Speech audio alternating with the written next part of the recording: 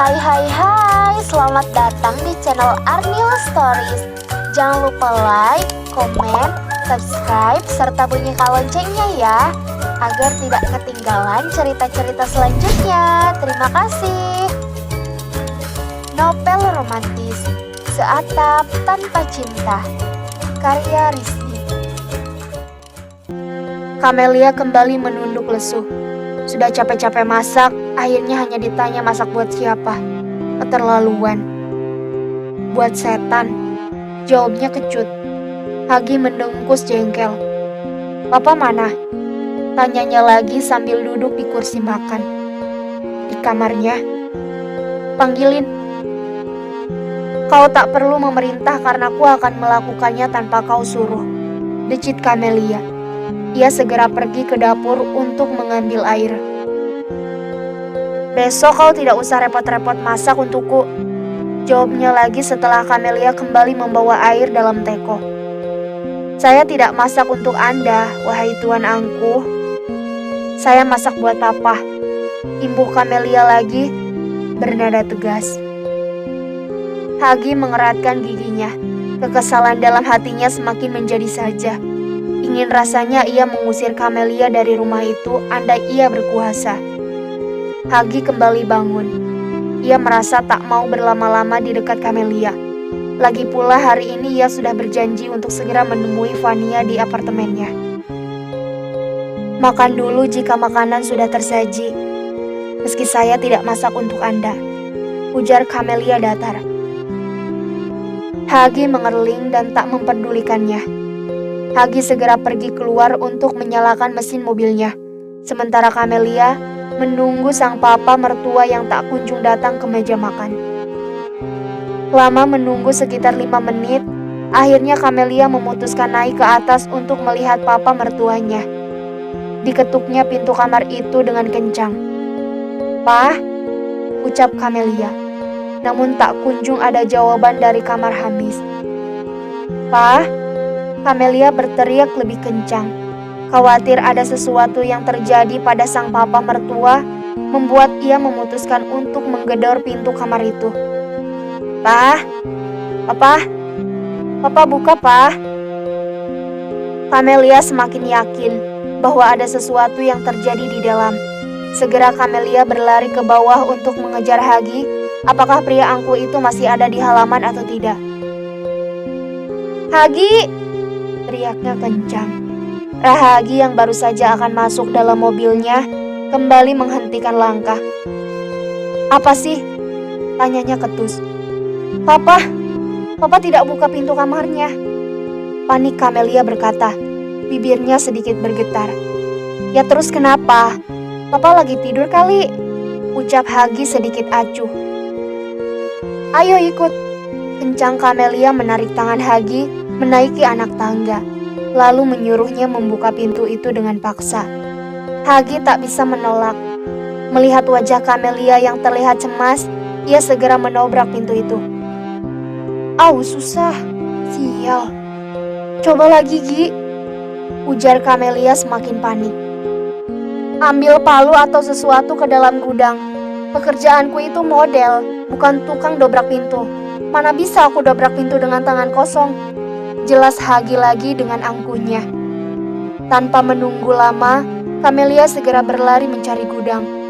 Segera ia mengambil linggis yang pertama kali ia lihat di balik pintu, lalu bergegas membawanya pada Hagi. "Apa ini? Kau pikir mau ngegali batu apa?" sembur Hagi malas.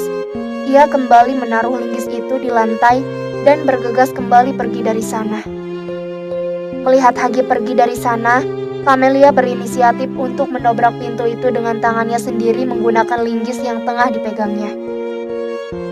"Papa!" Tampak Hamis sudah tergeletak di lantainya. Sontak Hagi kembali setelah mendengar jeritan Kamelia. "Hagi, panggilkan ambulans," kata Kamelia. Wajahnya yang terlihat panik membuat Hagi semakin cemas saja memikirkan kesehatan papanya. Sampai di rumah sakit, dokter segera menempelkan defibrilator pada dada Hamis. Tampaknya Hamis terkena serangan jantung saat di kamarnya. Untunglah mereka segera membawa Hamis ke rumah sakit. Jika tidak, mungkin saja nyawa Hamis tidak tertolong. Hagi berjalan-jalan kecil saat sang papa tak kunjung tersadar dari masa kritisnya. Begitupun dengan Camelia yang sangat syok melihat papa mertuanya terkena serangan jantung.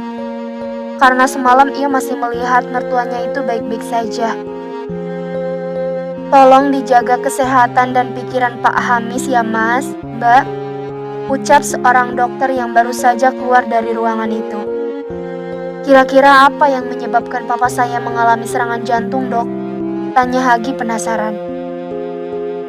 Penyebabnya tentu beragam, tetapi tolong pastikan Pak Hamis tidak sering menerima berita-berita yang membuatnya syok atau pikirannya berat.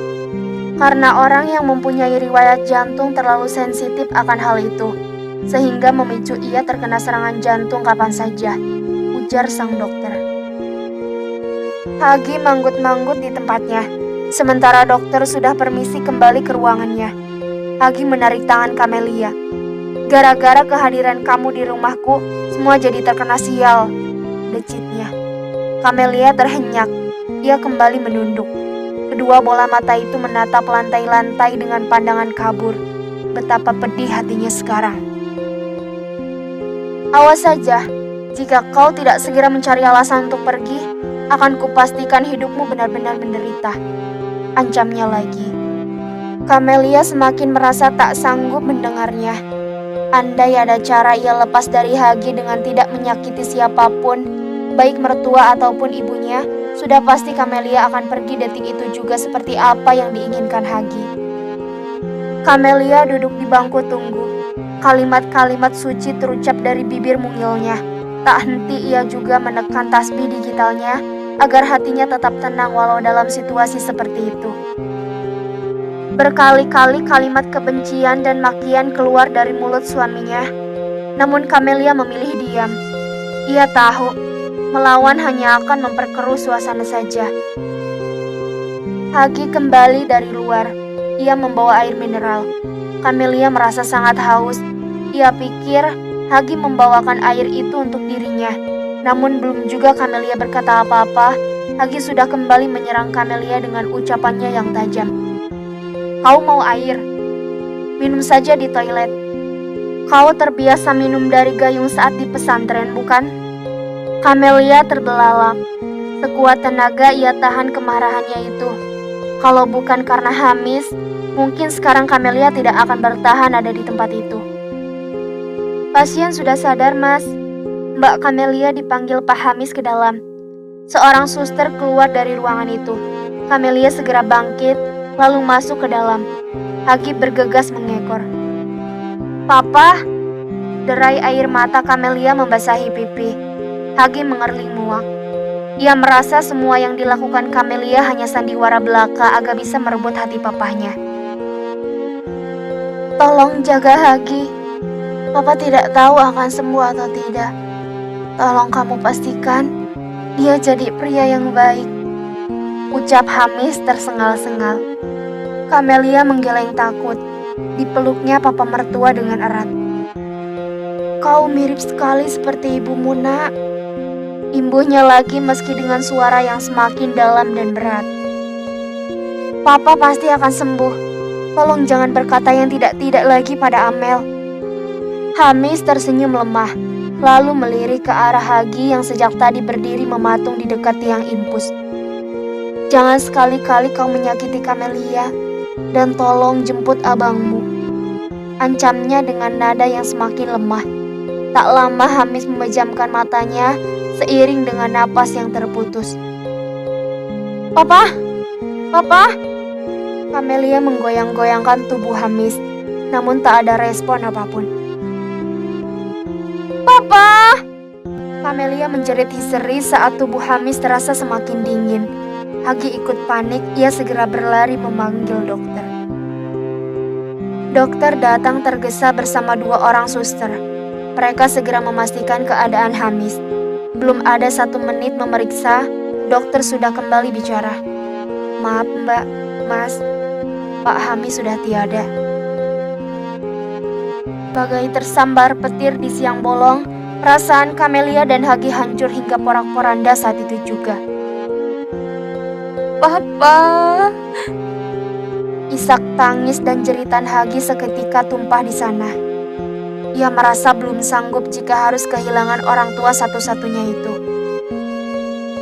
Begitupun dengan Kamelia. Meski hatinya sangat sedih, ia berusaha untuk terus menenangkan Hagi.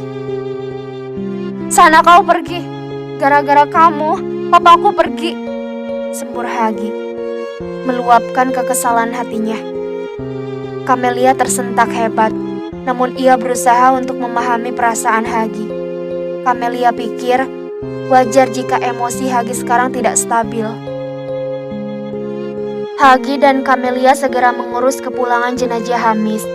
Sementara di jauh sana, Azhar juga segera memasukkan baju-bajunya ke dalam tas saat sang kiai memberinya kabar bahwa Hamis sudah meninggal.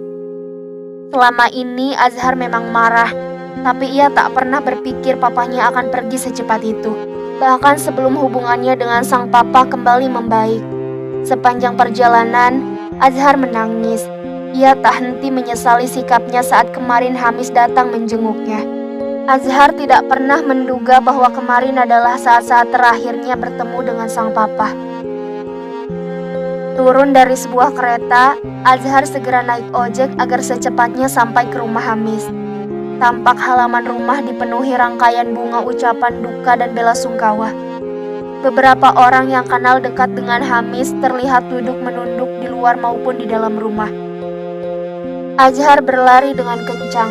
Saat sampai di bibir pintu, ia melemparkan tas bajunya lalu segera berhambur memeluk sang ayah. "Papa!" Jeritnya membuat semua orang yang ada di sana semakin merasa pilu.